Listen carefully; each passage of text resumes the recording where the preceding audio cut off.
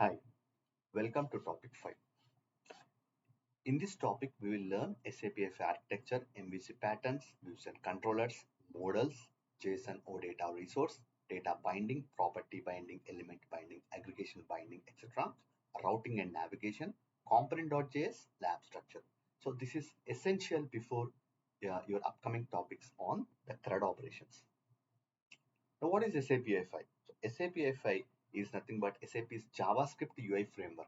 It is based on HTML5 plus JavaScript plus CSS.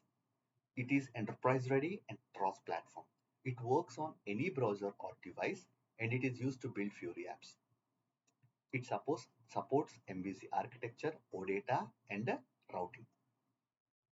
Now SAP UI5 architecture overview, if you see, we'll have a file called as component.js. It invokes the app.view. In the app.view, we have something called as routing, which routes to different views, and views have controllers, and these controllers models are defined in them, and the data we get into the models is from the OData services. And if you see, this includes MVC pattern, metadata, I18N files, manifest.json, and Fury Launchpad integration.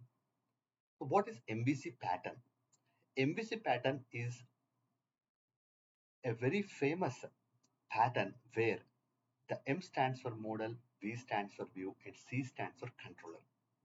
In any web application which is developed on the for a website, you have this. It follows this MVC pattern.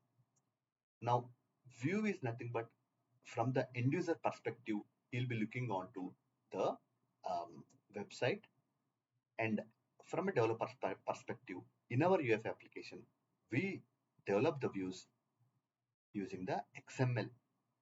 Some other things like JavaScript, HTML views also there. And the model is where it holds the data. Okay, it's JSON or data resource, anything. And it provides binding to UI. And the controller, you write the business logic where you place your UI interfaces controls like button, radio button, checkbox on the view, and the event, the logic for that you write in the controller. And the types of views where you are going to write the interface code is the XML view, which is recommended. JavaScript, JSON, HTML we are not using now. And this XML view is preferred. Why? Because it is clean structure, it is best for enterprise, it is similar to HTML with the binding syntax.